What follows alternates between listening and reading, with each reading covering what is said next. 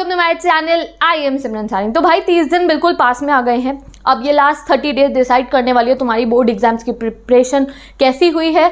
तुम पढ़े थे, नहीं पढ़े थे, मेहनत करी थी, नहीं करी थी, वो तुम्हारा रिजल्ट बता देगा इस 30 दिन के बाद। तो ये 30 दिन जो है यू कैन से दैट तुम्हारा नर्सरी में एडमिशन हो गया था स्कूल के अंदर।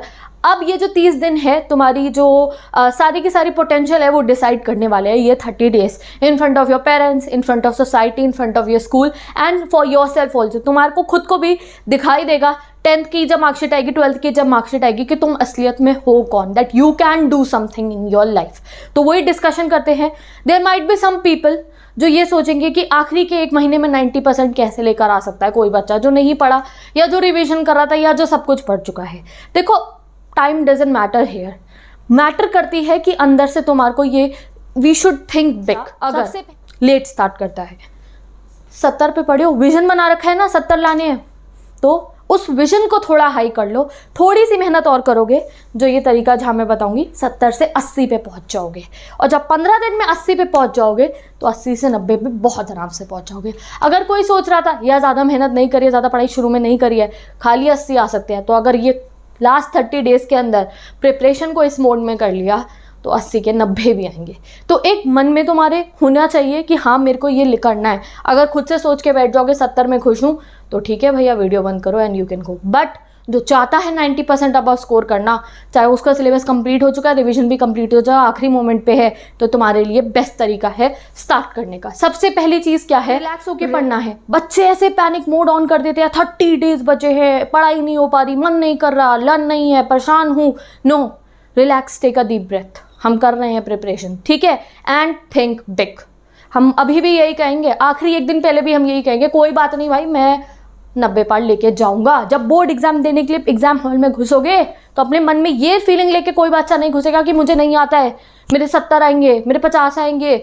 नहीं, तो मैं यही लेके घुसना है बोर्ड एग्जाम हॉल के अंदर कि मैं 90+ लेकर आऊँगा, और तब तुम्हारे आंसर्स हाथ में से निकलते जाएंगे।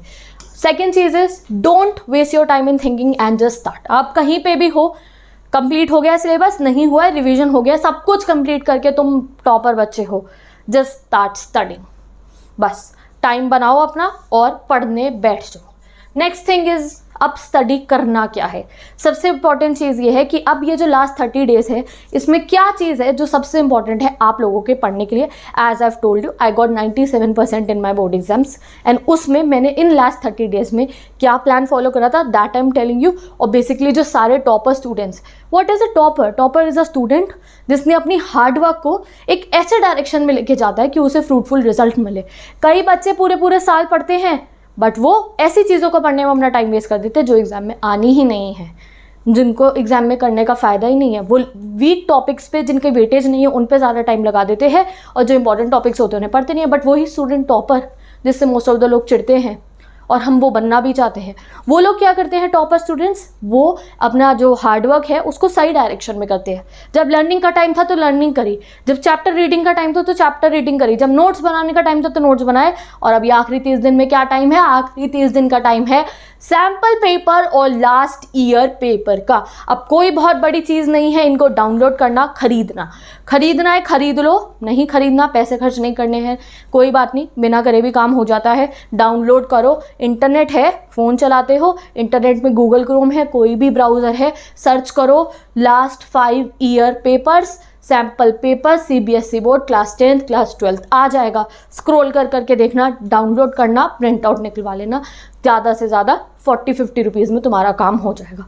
प्रिंट आउट करवा के sample paper each and every subject का तुम्हारे पास रेडी होना चाहिए। बुक लेनी है तो बुक ले लो, do anything you want to do, ठीक है। हर एक सब्जेक्ट का तुम्हारे पास अगर सैम्पल पेपर रेडी है, लास्ट ईयर पेपर रेडी है, सैम्पल पेपर तो एक आया है जो मैं CBSE से जो मैं आपको बोर्ड पे कराऊंगी, और जो लास्ट ईयर पेपर यानी कि अभी जो 2020 का एग्ज़ाम था उसमें जो क्वेश्चंस आए थे, जो 2019 का पेपर था उसमें कौन से क्वेश्चन आए थे, जो 2018 का पेपर था उसमें कौन से क्वेश्चन आए थे, वो सब तुम्हारे पास वो पेपर होने चाहिए। तो तुम्हारी तैयारी ऐसी होगी कि 90 पार जाएंगे।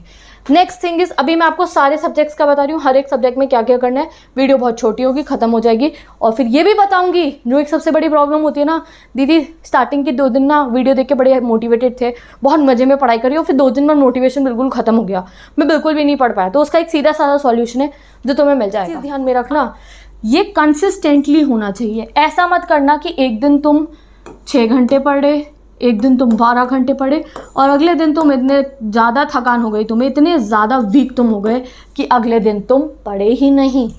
एक दिन 6 घंटे पढ़ लिए, एक दिन 12 घंटे पढ़ लिए, एक दिन पूरी रात जाग के पढ़े, पूरी सुबह 4 बजे उठ के पढ़े हैं और उसके 2 दिन बाद इतनी थकान हो गई कि 2 दिन पढ़े ही नहीं।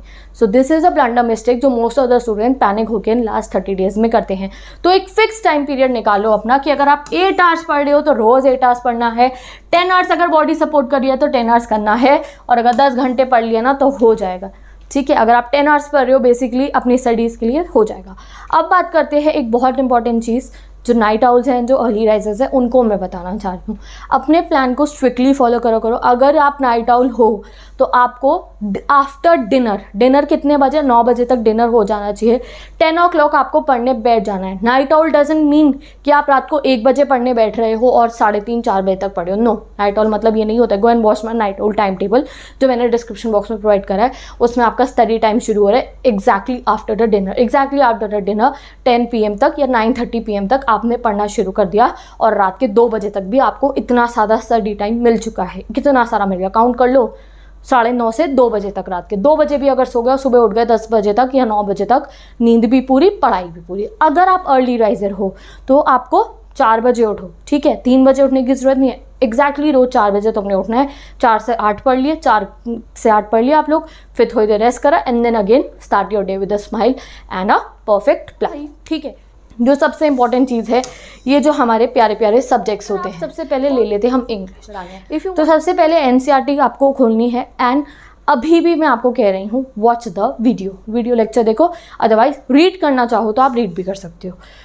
एक बार लास्टली हम किसी को प्रिपेयर कर, जब आप घूमने जा रहे होते हो, कहीं टूर पे जा रहे होते हो तो रात को पैक करते हो, अपना सारा सामान पैक कर लेते हो। 1-2 दिन पहले से ही प्लानिंग, क्या हफ्तों पहले से प्लानिंग हो रही होती है कि भैया टूर पे जाना है, सूटकेस रेडी आपका हो जाता है। बट फिर भी जब नीचे ड्राइवर खड़ा होता है, टिकट्स आपके हाथ में होती है, तो एक बार फिर से अपनी सूटकेस को खोल के चेक करते हो ना। हाँ, ब्रश रख लिया है, टाल रख लिया है, ये सब कुछ रख लिया, करते हैं ना हम चेक फिर भी।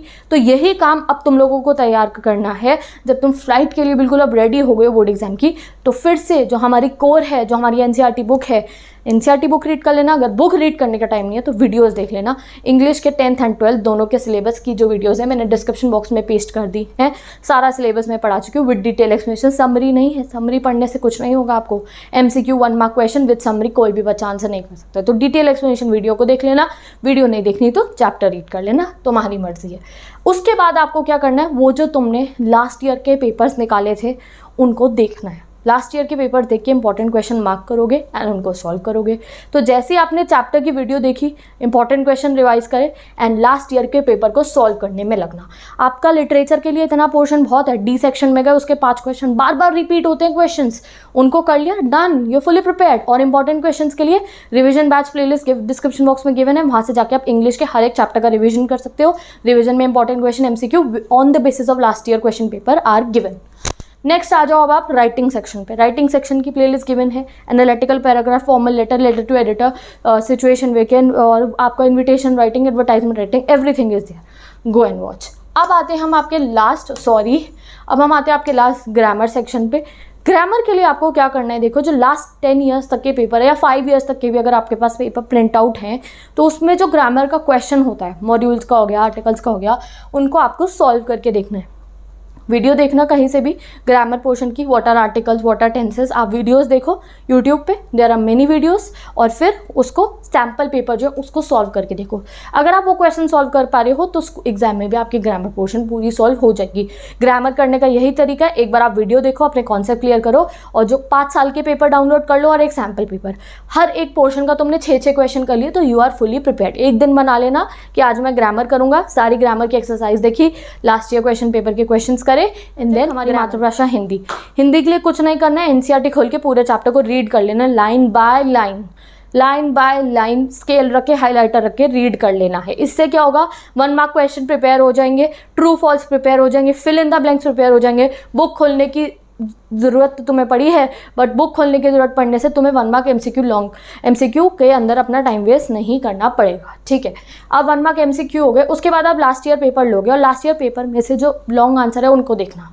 लास्ट ईयर पेपर में जितने लॉन्ग आंसर रिपीट हो रहे हैं 5 साल तक, उनको प्रिपेयर कर लेना। हिंदी प्रिपेयर हो गई। अब हिंदी व्याकरण के लिए तुम्हें क्या करना है, तो एग्जैक्टली जो हमने इंग्लिश लिटरेचर के साथ करा था, हिंदी व्याकरण। मैथ्स मांगता है डेली प्रैक्टिस, और जो लास्ट ईयर क्वेश्चन पेपर्स आपने डाउनलोड करे हैं उनके 1 मार्क करना रोज, और उनके लॉन्ग आंसर करना। साइंस के लिए भी सूटकेस खोलना पड़ेगा, मतलब कि एनसीईआरटी खोलनी पड़ेगी। साइंस के लिए आपको क्या करना है, साइंस के जो एनसीईआरटी के इन टेक्स्ट क्वेश्चंस है उनको सॉल्व करना। जब इन टेक्स्ट क्वेश्चन सॉल्व कर लोगे, चैप्टर का बहुत रीड करना, ओवरव्यू देना चैप्टर का, इन टेक्स्ट क्वेश्चन लर्न करना, उन्हें सॉल्व करना, और जैसे इन टेक्स्ट क्वेश्चन आपके कंप्लीट हो गए, just jump upon the sample paper, खुद से सैम्पल पेपर को सॉल्व करके देखना। एंड साइंस भी हो गई। अब आते हैं सबसे प्यारा सब्जेक्ट एसएसटी, जिससे बच्चे डरते हैं, बट डरने की कोई चीज़ नहीं है, क्योंकि डिस्क्रिप्शन बॉक्स में इनकी वीडियो लेक्चर्स गिवन है। अब एनसीईआरटी की रीड नहीं करनी है एसएसटी के अंदर, बहुत लेंथी हो जाएगा। इंग्लिश में कर रहे हो, हिंदी में कर रहे हो, ठीक है, स्टोरीज होती हैं, शॉर्ट स्टोरीज होती है, बट एनसीईआरटी रीडिंग का टाइम नहीं है।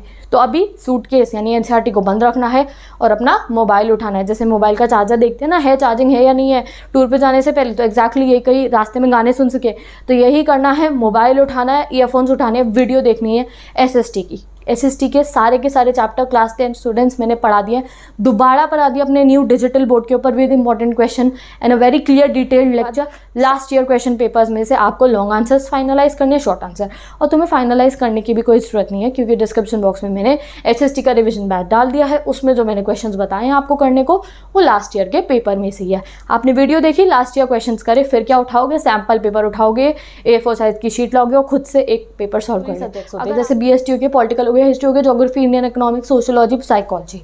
तो इसमें आप लोगों को भी यही करना है कि एनसीईआरटी पास में रख के आपको वीडियो लेक्चर्स दोबारा देखने हैं। एनसीईआरटी पास में इसलिए रखनी है कि अगर लेक्चर जो है साथ साथ में एनसीईआरटी में आप इंपॉर्टेंट चीज़ें मार्क करते रहो। एनसीईआरटी नहीं तो एक खाली पेपर रखना, वीडियो चलाना सामने, सारे डिस्क्रिप्शन बॉक्स में लिंक गिवन है, इंडियन इकोनॉमी, सोशियोलॉजी और political, history, geography, video lecture खोलना और अपने नोट्स बनाना। इंग्लिश क्लास 12 आपको यही करना है, जो मैंने यहाँ बताया था, आपके लिए प्लेलिस्ट गिवन है।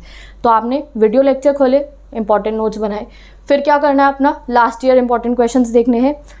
सैम्पल पेपर सबसे बड़ा की है और लास्ट ईयर पेपर सबसे बड़ा की है 30 डेज प्रिपरेशन का।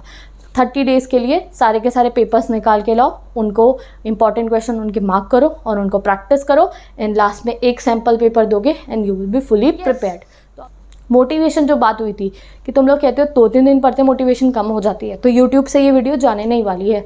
इसको अपनी वॉच लेटर की प्लेलिस्ट में सेव करके रख लो। जिस दिन लगेगा ना कि यार नहीं आ रहा, मोटिवेशन खत्म हो गई है, यार मैं नहीं पढ़ पा रहा हूँ, तो फिर से फ्लैशबैक में चले जाना, इस वीडियो को देखना और उस मोटिवेशन को वापस ले आना।